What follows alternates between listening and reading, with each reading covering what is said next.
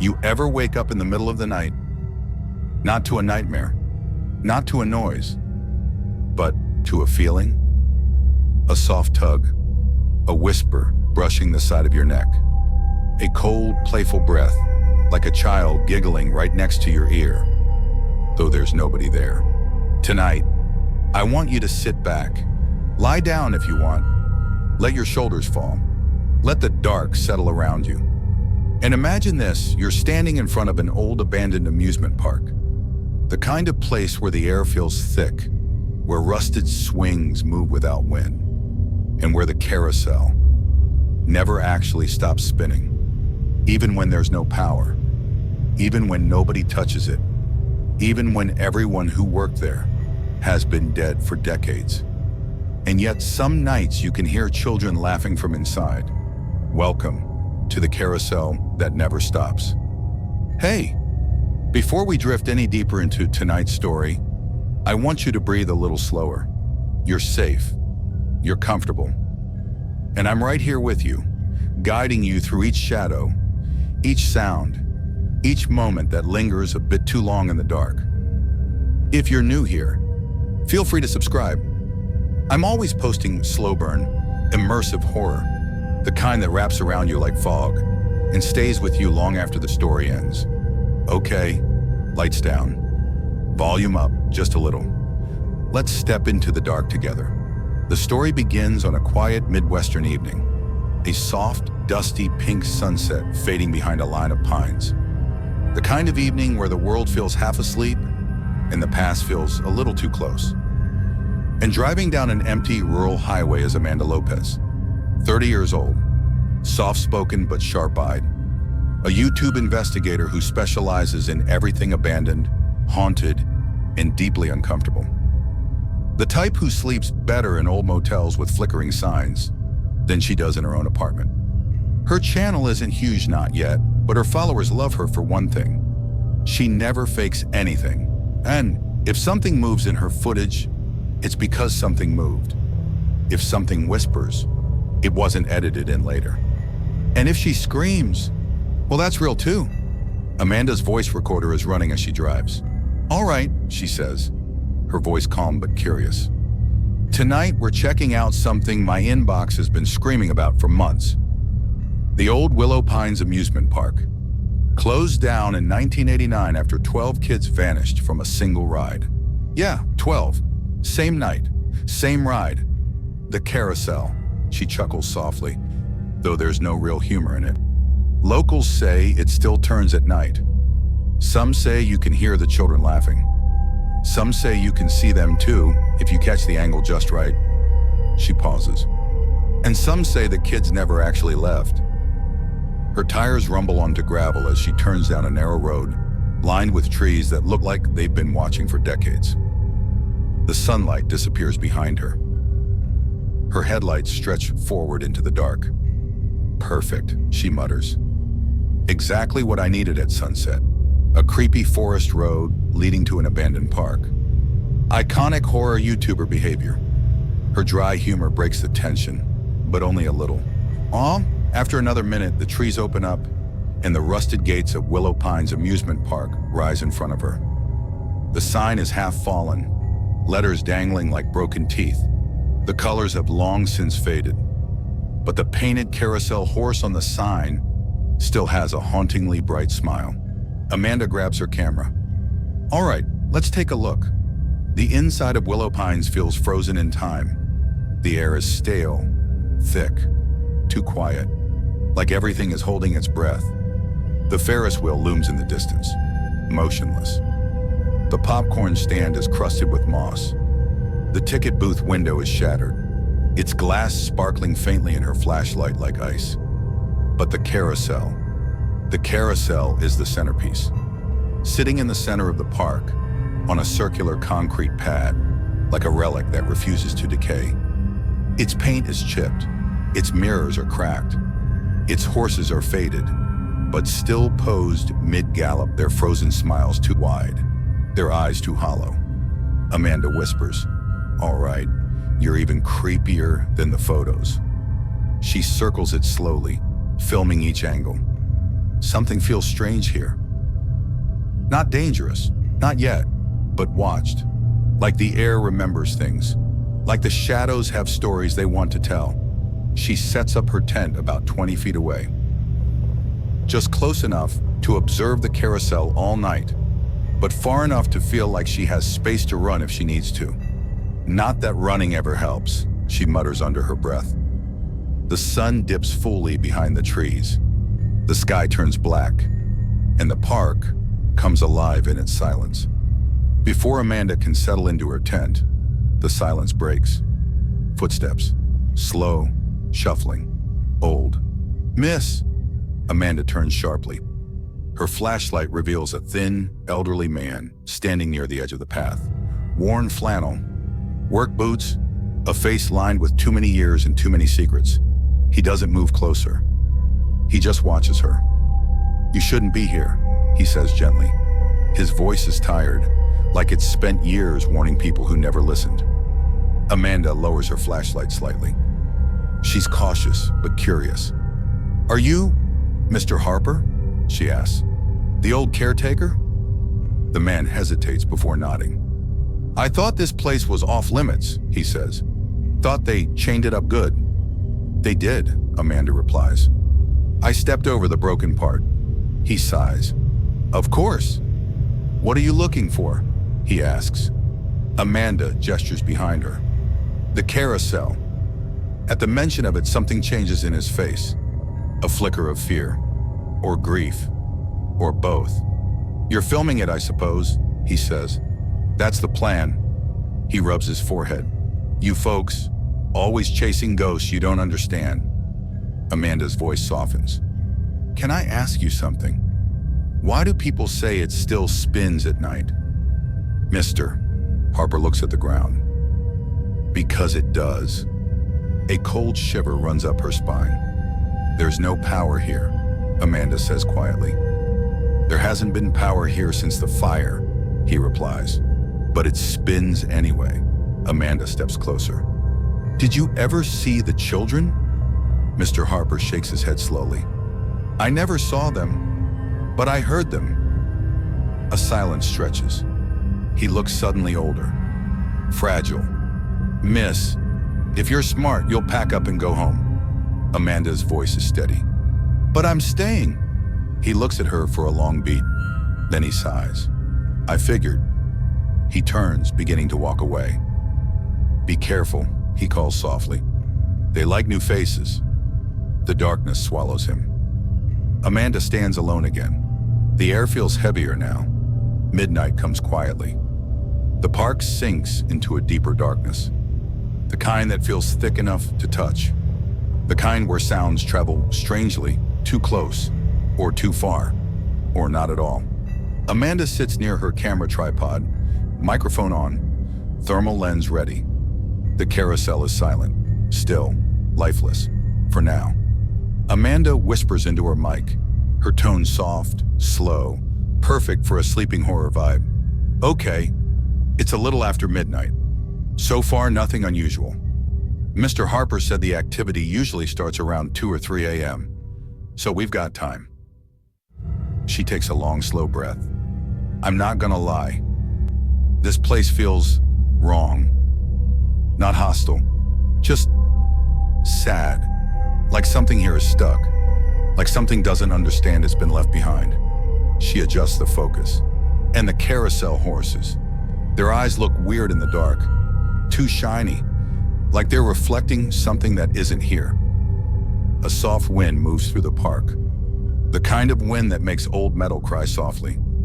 The Ferris wheel creaks. A sign flutters. A loose chain taps against a pole. Amanda mutters, "Classic horror ambiance. Thank you, universe." Her humor helps steady her nerves. But then click. The sound is tiny, mechanical, coming from the carousel. Amanda freezes. Her mic picks up her breath catching. "Did you hear that?" she whispers. Another click, then another. The kind of sound an old machine makes, right before it starts moving. Amanda's eyes widen. "There's no power," she breathes. "There's no power here." And then ding, ding, ding, ding, Ding. A faint, warped melody begins to play.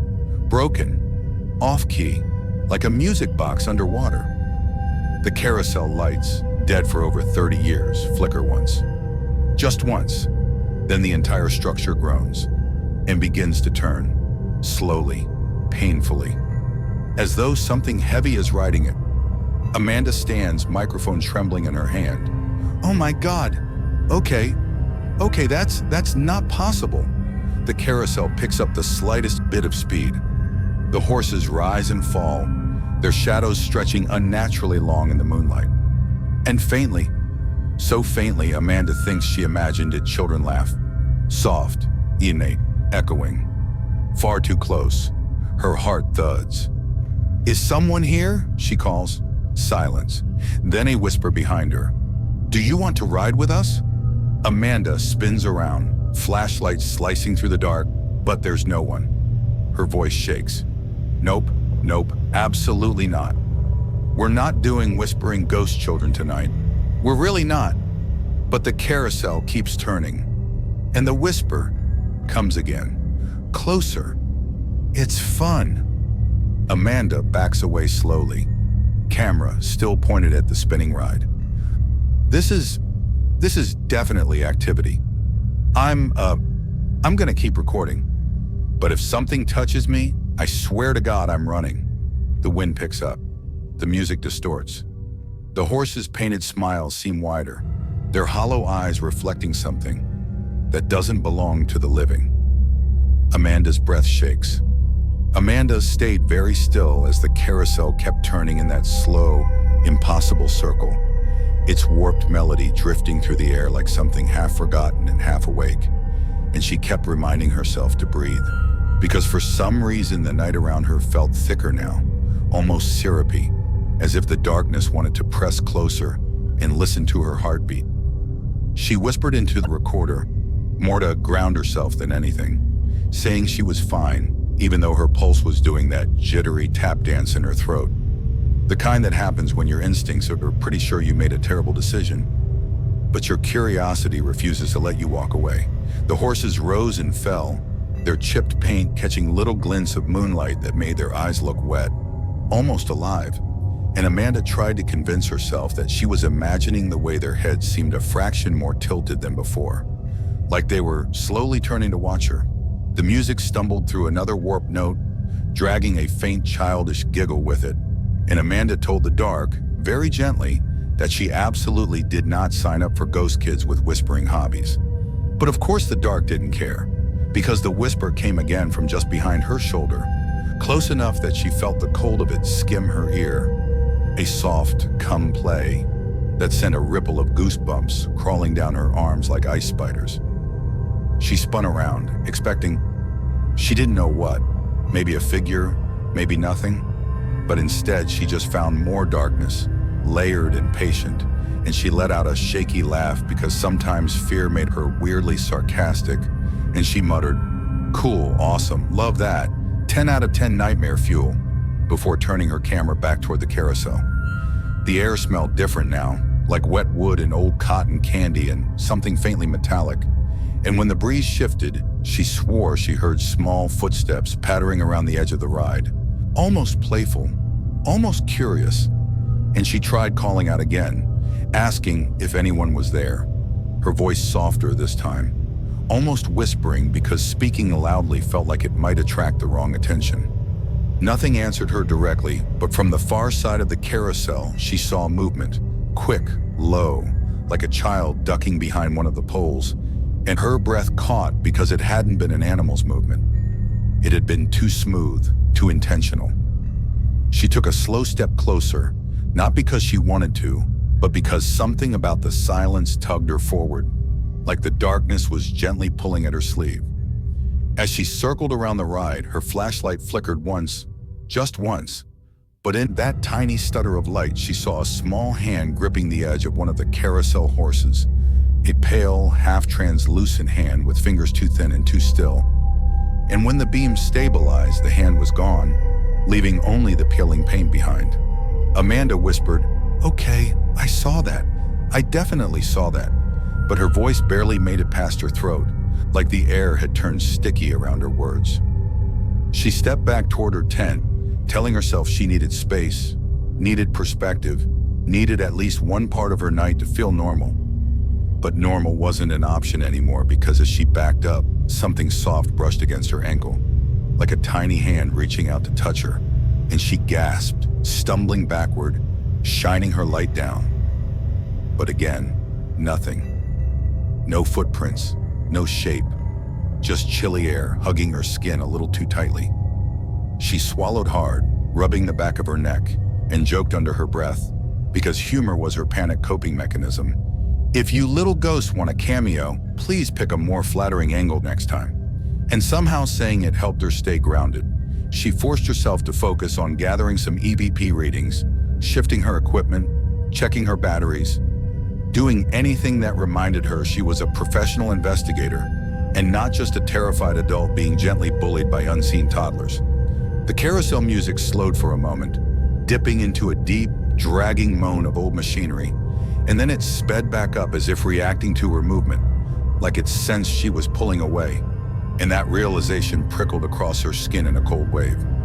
She kept her voice steady as she spoke into the recorder about how her environment readings were spiking, how the temperature around the carousel dropped nearly 15 degrees, how something about the air felt charged, like static waiting to bite. Every direction she turned, the darkness seemed to shift too, not in a dramatic horror movie way, but in a slow, realistic way, the kind that made you question whether your eyes were adjusting or whether the shadows were drifting just a little closer on purpose. Amanda tried filming the carousel again from a wider angle, hoping the distance would make her feel safer, but as she zoomed in on the central column, the camera captured something she didn't see with her eyes. A cluster of small, shadowy figures clinging to the horses. Barely visible silhouettes like children riding in slow motion. She blinked, confused, lowering the camera to see the carousel with her own eyes. Empty, of course, but when she lifted the camera again, the shapes were still there, slightly clearer this time. Tiny legs dangling, tiny hands gripping the poles, faces blurred but unmistakably present. Her voice thinned to a whisper. "Oh my God, they're riding it!" She stood there, frozen, pulse hammering, watching the children in the camera move in perfect unison with the rising and falling horses, and something about the way they held on, still and silent, felt heartbreakingly wrong. Then one of the figures, just one, turned its head toward the camera, its face warping into view. And Amanda inhaled sharply because the child's eyes were gone, nothing but dark, bottomless hollows staring straight through the lens. She lowered the camera, trembling, whispering that this was a lot, this was too much. But if she'd learned anything from years of chasing the paranormal, it was that fear didn't mean stop. Fear meant document. Still, she couldn't shake the sinking feeling crawling into her chest. The feeling that the children weren't just watching her. They were waiting for her. The wind shifted again, much colder this time, and brought with it a soft, unmistakable giggle, no more than a few feet away, followed by another whisper, so faint it almost blended with the wind. A shy little voice saying, "Come closer, please." Amanda closed her eyes for a moment, steadying her breath, whispering back softly, "I'm here. I'm listening. But you can't touch me, okay?" And she wasn't sure if she expected a response, but the carousel's lights flickered once more, bright enough to illuminate the entire platform. And for a split second, she thought she saw a small silhouette standing beside one of the horses. A little boy with messy hair and a striped shirt, watching her with a quiet patience that didn't feel threatening. Yet, she whispered the name she'd read in the reports. "Tommy?" And the shadow paused, head tilting just slightly, almost like acknowledgement, before melting back into the darkness beneath the carousel. Amanda let out a shaky exhale, whispering, "Okay, part 2 is officially terrifying," before slowly lifting her camera again, unaware that behind her, near the edge of the tent, another small silhouette had begun to form, swaying gently like a child deciding whether to step forward. Amanda felt the air around her thicken as the night deepened, like the darkness itself was settling onto her shoulders, breathing slow and steady against the back of her neck. And part of her wanted to laugh because she had joked for years about wanting to catch real evidence. And now that something was actually happening, she was mentally bargaining with the universe like, okay, maybe not this real. The carousel had slowed to a near whisper of movement, turning so gently it almost looked like it was floating, and the music fading into a soft, underwater murmur, as if the melody was sinking into the ground beneath her feet.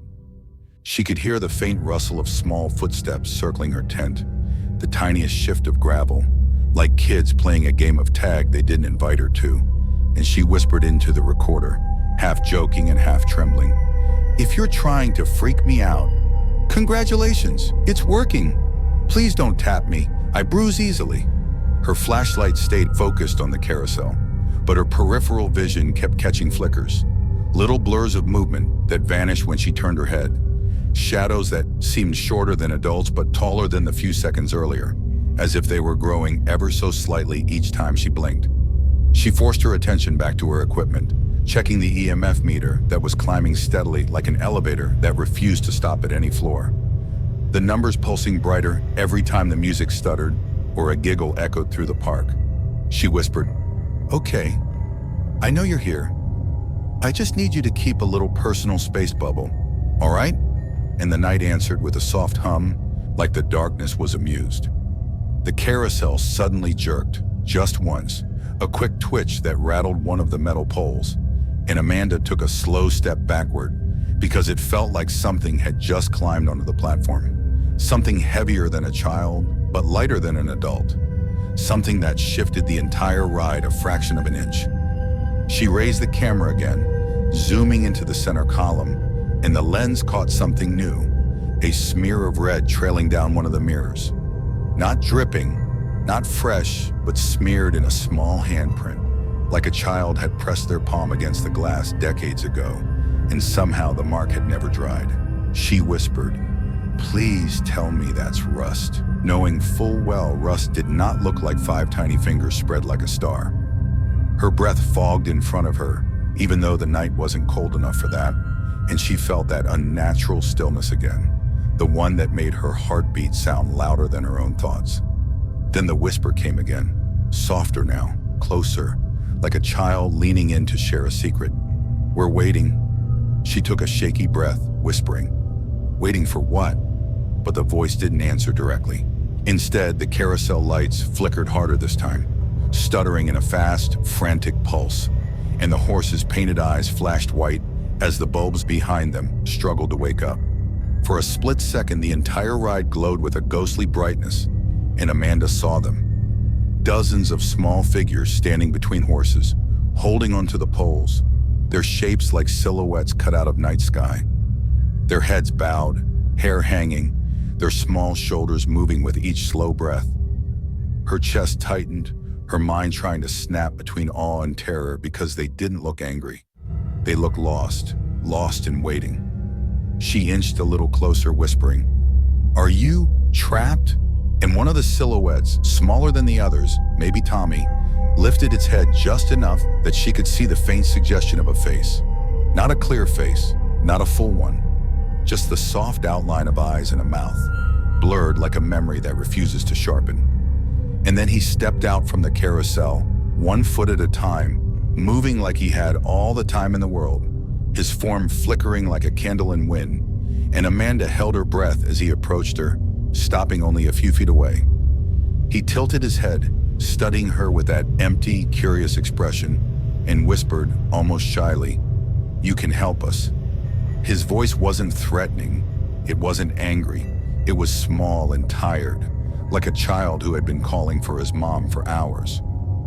Amanda softened her voice, replying gently, "How can I help you?" And Tommy's shadow flickered again, his outline thinning before reforming, like he was struggling to stay visible. And he whispered, "Find where we are." She frowned, whispering back, "Aren't you here?" And for the first time, Tommy's silhouette shook its head. "Not here." Not fully. The carousel creaked loudly behind him, the sound making Amanda jump, but Tommy didn't move. He just watched her with those hollow spaces where eyes should have been, and the air around him trembled like heat waves rising off summer pavement. Amanda whispered, "You want me to find your bodies?" And Tommy's head lifted an inch, as if agreeing. A cold ripple spread across the ground then, a wave of chilled air that brushed past her ankles like fingers. And she felt something else, another presence, heavier, older, not childlike at all, watching from deeper inside the carousel. The horses' teeth looked sharper now in the flickering light. Their grins stretched unnaturally wide, and the music twisted into a low groan that made her spine lock. Tommy stepped back toward the carousel quickly, almost urgently, like something had warned him to return, and he whispered one last thing before fading into the spinning shadows. "Hurry!" The moment he vanished, the carousel jerked violently, the platform slamming against its own base with a metallic shriek that echoed through the entire park, and Amanda stumbled backward, dropping to one knee as the sound rippled through her bones. When she stood again, breath shaking, she realized the carousel had stopped moving completely. The lights were dead, the music was gone, and the park fell into a silence so heavy it felt like a weight pressing against her chest. She whispered, "Okay, they're trapped.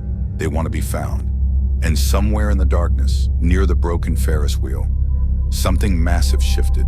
Slow, dragging, deliberate, like the park itself wasn't done with her yet.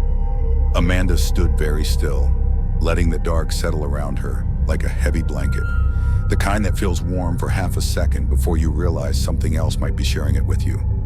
And she whispered to herself that this was fine, totally fine. Just another night alone in a haunted amusement park where ghost children hand out side quests like it's some creepy open-world game. She slowly turned toward the Ferris wheel, the one half collapsed against the tree line, its metal bones groaning whenever the wind pushed through them. Though tonight the wind had gone completely still, as if holding its breath to see what she would do next. Every instinct told her not to walk toward the sound she just heard. Because, let's be honest, nothing good ever drags across the ground in the dark, but curiosity tugged her forward anyway, gentle but insistent, like an invisible hand at her elbow. As she stepped closer, the air chilled again, a soft downward pull like temperature dropping before a storm. And she could swear the ground itself felt softer under her feet, as though the soil had been disturbed, turned over, maybe even dug up, and some tiny part of her brain whispered, "You know exactly what that means." But she ignored it because denial is a perfectly valid coping mechanism at 2 in the morning. Her flashlight beam wobbled a little as she edged past the rusted metal fence and she muttered, "Okay, Tommy, if this is you guiding me, a little GPS arrow would be fantastic." And for a split second, the Ferris wheel lights flickered.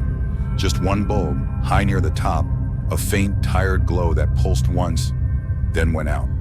Amanda froze, whispering, "Was that? Yes? No? Morse code? Blink twice if I'm on the right track." And for a moment, nothing happened. But then she heard it again, that dragging sound, slow and steady, like something long and heavy being pulled across dirt. It wasn't coming from the wheel itself, but from behind it, near the service shed that had collapsed years ago. Amanda swallowed hard, moving closer, each step feeling like she was walking into a darker part of the night, a thicker version of it, one that didn't like being disturbed. As she rounded the edge of the broken shed, her flashlight caught something pale near the ground. A small sneaker, the kind a kid might have worn decades ago, half buried in soil. She crouched carefully, brushing dirt away with her fingertips, her breath coming slow and shaky. Not out of fear exactly, but out of that awful realization that she was finally seeing what Tommy had meant. But before she could dig deeper, a sound rose behind her, a low rhythmic creaking, metal shifting under weight. The sound of something climbing the Ferris wheel, even though nothing living had climbed it in years. Amanda stood slowly, turning her light toward the towering shape, and the wheel groaned deeper, its top car swaying ever so slightly. Not from wind, but from something moving inside it. Something with small hands tapping once against the metal frame, almost politely, like a child knocking on a door. Amanda whispered, "Tommy?" But the answer wasn't a voice. It was another tap, this time from a different cabin, then another and another. Soft little knocks echoing around the wheel like a circle of children calling out to be found. The hair on her arms lifted, rising with the rhythm of those taps, and she felt the ground beneath her feet throb faintly, a slow heartbeat coming from the earth itself. She looked back down at the sneaker, the disturbed soil around it, the faint smell of damp earth rising as if something deep underground had just breathed out after a long, long time. "They're buried here," she whispered, not wanting to say it any louder, not wanting to break whatever fragile balance existed in this awful, quiet moment. And that's when the dragging sound came again, much closer now, sliding along the back wall of the shed, like huge fingers trailing through dust. And Amanda felt her entire body tense. She raised her flashlight, heart hammering, expecting, she didn't even know what. But what the beam landed on wasn't a shape or a face. It was a doorway. A doorway in the collapsed shed that hadn't been opened a minute ago. A narrow black gap leading underground. The wood around it splintered outward as though something had pushed from inside. Amanda whispered, mostly to keep herself from bolting, "Nope, absolutely not. Oh, I'm definitely going in, aren't I?" And the Ferris wheel answered with a soft, unified tap from every single cabin at the same time. A gentle, eerie chorus of small knuckles knocking in unison, like they were encouraging her, or warning her, or both. Amanda stood at the edge of that torn open doorway, her breath barely a thin line in the cold air. And for a long moment, she just listened to the stillness, the kind of stillness that feels like it's listening back. And she whispered to herself that there was no turning around now. Not after everything the park had shown her. Not after the taps from the Ferris wheel and the way the soil felt like it held memories it couldn't keep buried anymore. She stepped inside slowly, her flashlight beam gliding across the narrow passage, catching old wooden beams and rusted pipes, and what looked like children's drawings scratched into the walls. Crooked houses, stick figure kids holding balloons, and a carousel that seemed to twist more violently the longer she stared at it, as if the drawing itself had been made by a shaking hand. Amanda kept moving, her shoes crunching softly against gravel, and she whispered, "Tommy, I'm here, okay? I'm listening," even though some part of her wondered why she kept trying to talk to something that wasn't exactly alive, wasn't exactly dead, just stuck somewhere she could barely understand. The air grew colder the deeper she went, like she was walking into the memory of winter, and then she heard it. Gentle breathing, small, uneven, like a child trying not to cry. Amanda's heart dropped. She leaned her light toward the sound and found herself staring into a small underground chamber, half collapsed, filled with old carnival junk, broken signs, cracked ride panels, a whole box of light bulbs long burned out, and in the center of the room sat 4 small figures. Not solid, not transparent, just half there, like they were drawn with fading pencil strokes. Their heads lifted the moment her light touched them. Their faces soft but wrong, blurred around the edges like unfinished sketches. And Amanda whispered so carefully, "Are you the missing kids?" One of them nodded. Another lifted an arm, pointing upward at the ceiling toward the park above them. And Tommy's voice came from behind her, not loud, not whispering, just tired. "We were supposed to go home," he said, and Amanda spun, finding him standing halfway in the hallway, his small shape flickering softly, like candlelight on the verge of going out. "Mr. Harper locked us in," Tommy said as though confessing something he'd been waiting decades to release. "He said it was safer, but the ground fell, and we fell with it." Amanda blinked hard, stunned, horrified, and suddenly the entire underground room shuddered, dust raining from the rafters, as though the earth itself was shifting around them. Tommy looked up nervously. "He's coming," he said, and Amanda felt a chill move through her chest, a cold, sharp pressure like a hand closing around her heart. She whispered, "Who's coming?" And Tommy's face broke in a way no child's face should ever break. "The one who made the carousel," he murmured, "the one who takes the riders." The floor rumbled again. The old wooden beams creaked and groaned, bending inward like ribs closing around a breath. Amanda stepped back, gripping her flashlight so hard her knuckles popped. Okay, we need to get out," she said, trying to keep her voice steady even though panic was pricking at every edge of her mind. All of us. But the children shook their heads slowly, sadly, as if they'd practiced this gesture for years. Tommy whispered, "We can't leave. We're part of it now." And then he looked at her with those dim, flickering eyes. "But you still can." The walls buckled with a deep, breaking groan. The floor tilted. Amanda stumbled, her flashlight beam whipping across the chamber, and she saw something in the far corner, something tall and crooked rising in the dark. Like a silhouette made of bent carnival poles and torn canvas, its limbs too long, its head turning toward her with a slow, grinding sound. Amanda didn't wait. She grabbed Tommy's hand even though her fingers passed through him like cold smoke, and she whispered, "Please come with me." But Tommy only shook his head again. "If you stay," he whispered, "you'll ride with us forever." And then, one last time, he smiled. The saddest little smile she had ever seen. Amanda turned and ran. The tunnel behind her shook violently now, dust filling the air like fog, boards splitting as that tall, impossible figure moved closer, dragging something heavy across the stone floor. A chain or a pipe or maybe another part of its own body. She sprinted through the hall, coughing, nearly blinded, and she burst out of the shed just as the doorway behind her collapsed inward with a roar that echoed across the entire dark park. The night outside felt shockingly still. The Ferris wheel had stopped tapping. The carousel sat perfectly motionless, as if pretending it had never moved at all. Amanda staggered back toward her camp, hands shaking uncontrollably, her breath coming in short, broken bursts. She grabbed her camera, her bag, everything she could hold, and she ran. She didn't stop until she reached the tree line, and even then she didn't look back, because she didn't want to see if anything had followed her out of the dirt. She left the park before sunrise. She left the state by noon, and she never returned.